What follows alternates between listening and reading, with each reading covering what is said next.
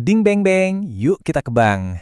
Wah, lagu tadi pasti langsung bikin kita nostalgia ya. Tapi di balik kenangan masa kecil itu, ada satu pertanyaan yang penting banget buat kita yang udah dewasa. Pesan sederhananya kan, nabung itu baik dan bakal dapat untung. Nah, pertanyaannya, untung yang kita bayangin waktu kecil itu, emangnya masih jadi kenyataan di zaman sekarang? Yuk, kita bedah sama-sama. Kita akan bongkar semua biaya dan manfaat yang sebenarnya ada di balik rekening bank kita. Biar nggak ada yang tersembunyi lagi. Oke, ini dia agenda kita. Kita mulai dari yang paling dasar, tabungan biasa. Terus kita naik kelas ke deposito. Sampai akhirnya kita ngomongin soal investasi seperti obligasi dan reksadana. Siap? Oke, kita masuk ke bagian pertama. Mari kita lihat lebih dekat rekening tabungan biasa. Ini kan produk bank pertama yang hampir kita semua punya. Tapi pertanyaannya, rekening ini beneran bikin uang kita tumbuh atau jangan-jangan cuma jadi tempat parkir aja? Biar gampang, kita pakai studi kasus ya. Kenalan nih sama Valen, seorang profesional umur 25 tahun. Ini adalah catatan transaksi rekeningnya selama bulan April. Kelihatannya aktif banget ya. Nah, ini yang sering orang nggak tahu. Bank itu nggak ngitung bunga dari saldo akhir aja. Mereka pakai metode yang namanya saldo rata-rata harian. Jadi setiap perubahan saldo, mau naik atau turun, itu diperhitungkan. Rumit, tenang. Intinya begini cara kerjanya. Setelah dihitung-hitung, dengan bunga yang super kecil, cuma 0,05% setahun, terus dipotong pajak 20%, bunga bersih yang didapat Valen sebulan itu cuma segini, Rp2.538. Buat beli gorengan aja kurang kan? Tapi ceritanya belum selesai. Ada biaya-biaya yang harus dibayar. Ada biaya admin bulanan 12.500, terus biaya kartu 1.000, totalnya jadi 13.500 sebulan. Dan ini dia momen kebenarannya. Valen kan mengakhiri bulan dengan saldo 85 juta di buku tabungannya. Tapi setelah bunga ditambah dan biaya admin dikurangin, saldo realnya di awal bulan berikutnya malah jadi segini. Berkurang, bukannya untung, malah buntung. Jadi jelas ya, rekening tabungan itu penting banget buat transaksi harian, buat gajian, buat bayar-bayar. Tapi kalau tujuannya buat mengembangkan uang, wah ini bukan tempatnya. Nah, karena sadar uangnya bukannya nambah malah nyusut, Valen mulai cari cara lain. Disinilah dia kenalan sama produk perbankan berikutnya, deposito. Ini adalah langkah yang butuh satu hal penting, disiplin. Konsep deposito itu simple banget. Kamu kunci uangmu di bank untuk jangka waktu tertentu, misalnya sebulan, 3 bulan, atau setahun. Sebagai imbalannya, bank kasih bunga yang jauh lebih tinggi. Biasanya antara 2,25% sampai 3% setahun.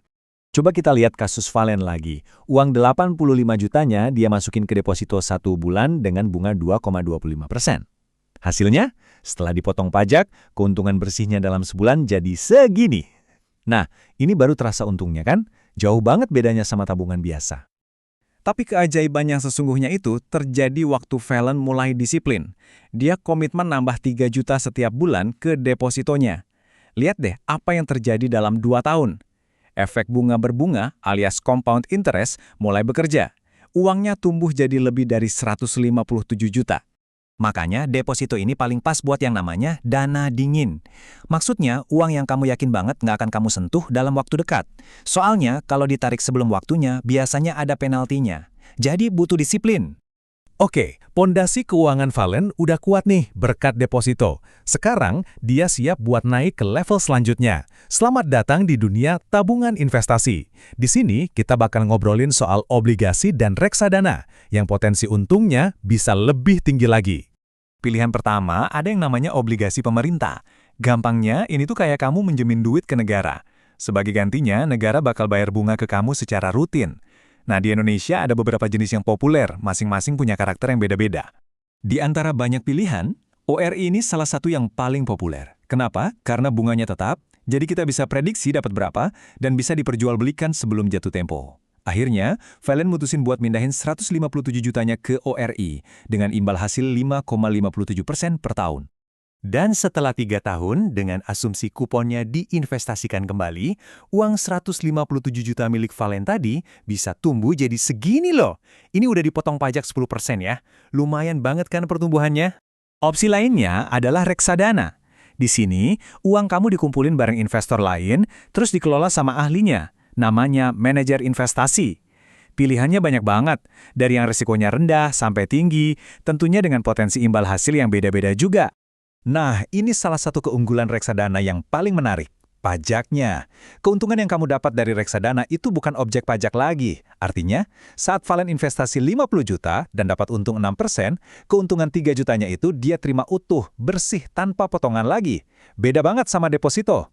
Oke, kita udah ngebahas tabungan, deposito, obligasi, sampai reksadana. Pusing? Bingung pilih yang mana? Tenang. Jawabannya itu bukan soal mana yang paling bagus, tapi soal membangun strategi yang paling pas buat kamu. Anggap aja gini, semua produk tadi itu adalah alat di dalam kotak perkakas keuanganmu. Tabungan itu buat kebutuhan sehari-hari. Deposito buat tujuan jangka pendek. Nah, obligasi dan reksadana itu buat ngebangun kekayaan jangka panjang. Kuncinya cuma satu, pakai alat yang tepat untuk tujuan yang tepat. Jadi, pada akhirnya, menabung versi orang dewasa itu tujuannya bukan lagi sekedar cari untung dalam bentuk angka, tapi tentang membangun masa depan yang aman dan yang paling penting mendapatkan ketenangan pikiran karena kita tahu kita sudah mengambil keputusan finansial yang cerdas.